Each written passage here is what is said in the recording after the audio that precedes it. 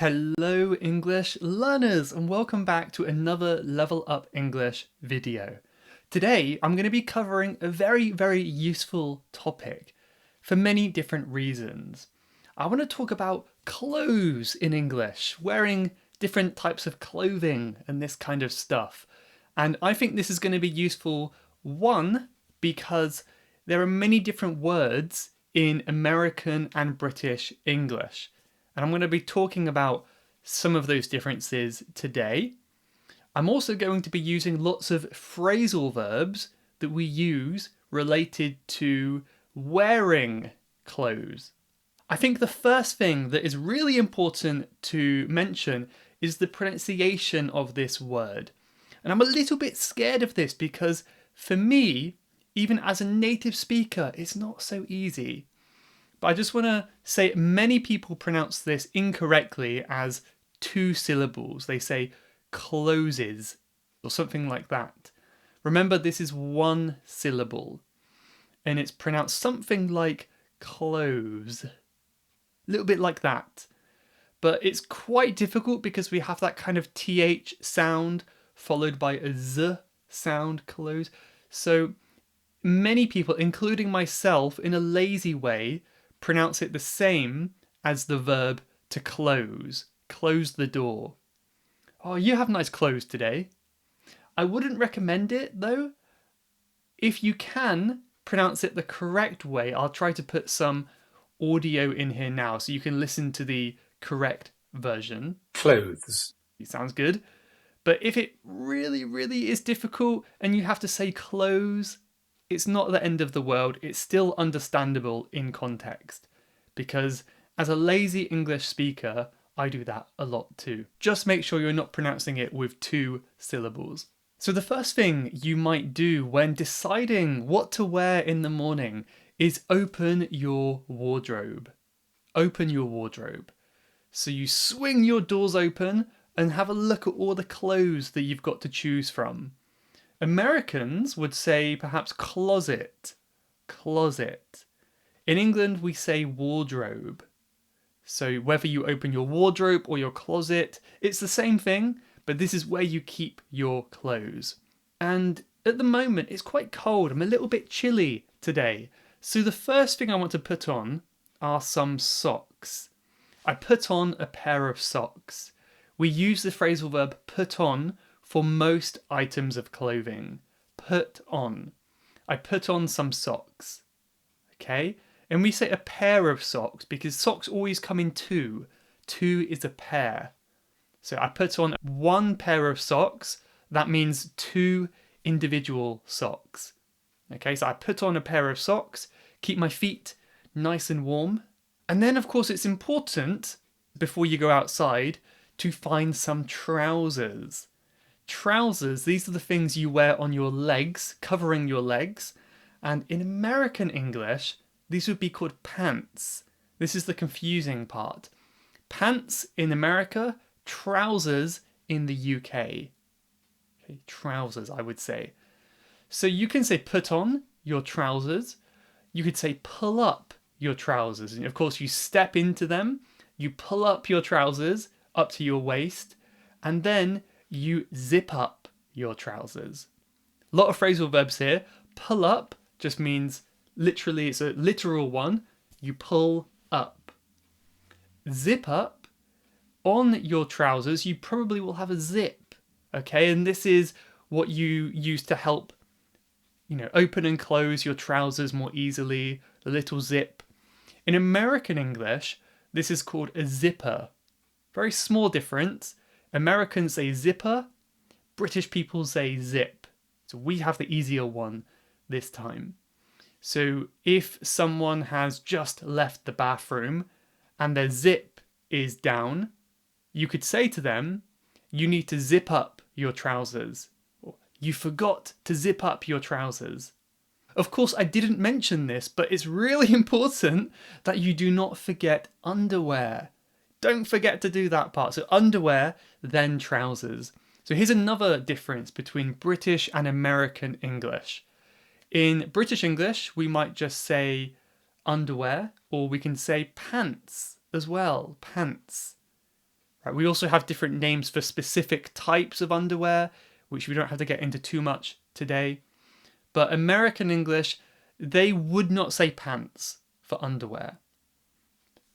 By the way, I should clarify, this is the item of clothing that you wear under your trousers, touching your skin. It's that bottom layer that you need to wash every day, okay? So we in the UK, we could say underwear, we could say pants, whatever. In American English, pants are the outer layer. So that's very important. Britain, pants are the inside layer. American English, pants are the outside layer. So it's a different item of clothing. Okay? So if you do not wear your pants, if you do not wear your underwear, another good expression is you're going commando. It's a casual spoken expression, but maybe, you forgot to wear them for some reason. It's a bit weird. Or all of your underwear is being washed. You don't have any. So you're going commando. You're wearing no underwear, only trousers. I hope you guys don't really do that though. So anyway, at this point we have our underwear, we have our trousers, we have socks, and then maybe you've lost a bit of weight recently. You're looking good, so you need a belt. You get your belt, you loop it through the holes in your trousers, and you buckle up your belt. So buckle up, this is just to fasten your belt at the front, where you tie it through the metal hoop, pull it tight, and you keep it in place. We can say buckle up your belt. Okay? Once you have your belt on, that's basically it, apart from your trainers.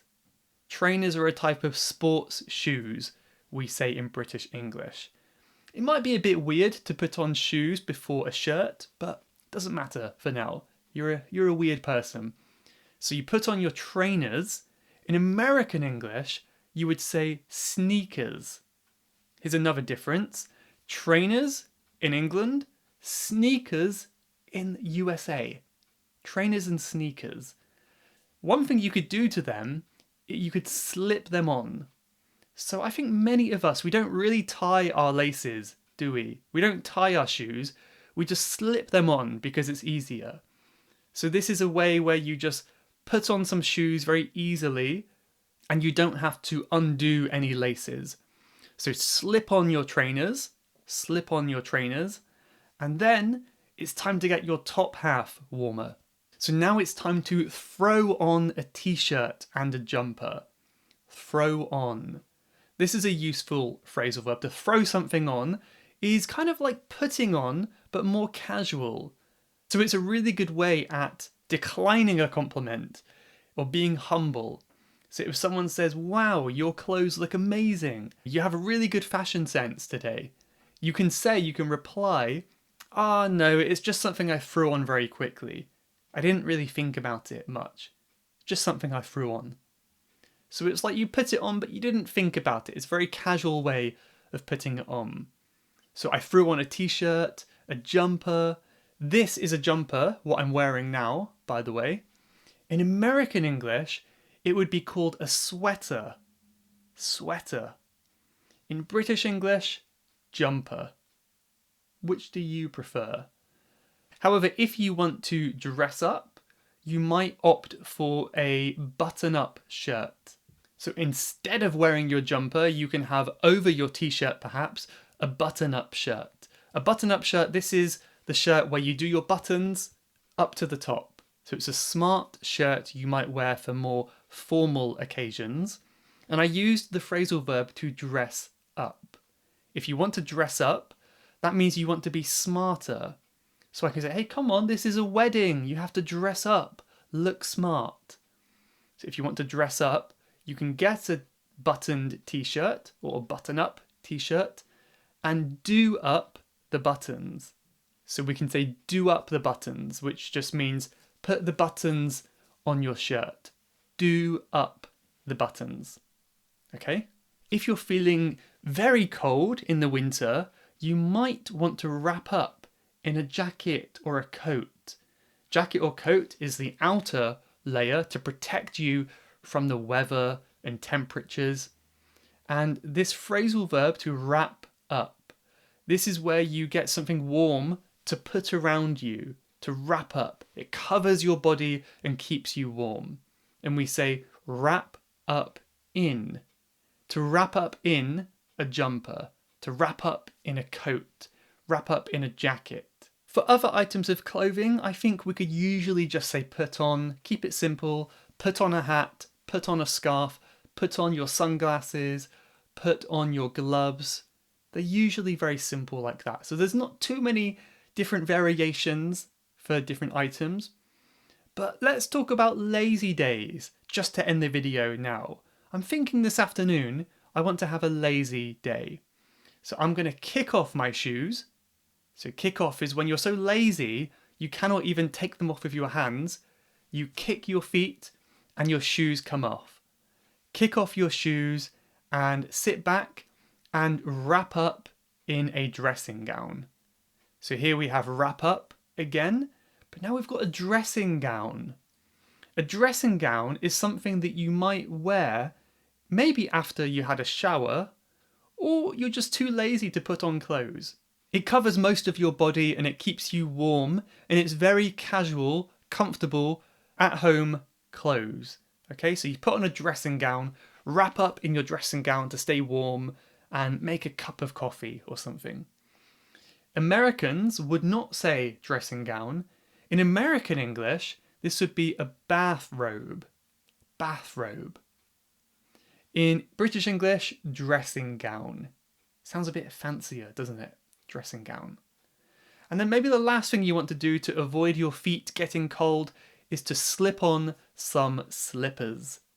So we used that phrase already, slip on your shoes, but you can also slip on slippers.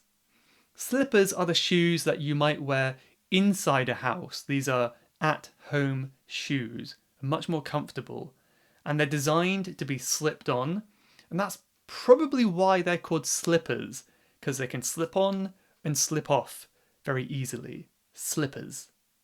But okay, that is the main clothes I've covered. I think I've covered everything. If you have any more questions about clothing that I have not covered, please let me know and I'll try to clarify in the comments. But I hope this was useful, and next time you're getting dressed in the morning, think about these phrases and maybe talk to yourself while you're doing it, and it's a good way to practice your English. But thank you for joining me for this little clothing video. Hope you're keeping warm or cool, depending on your country. But I'll see you in the next one. Goodbye for now.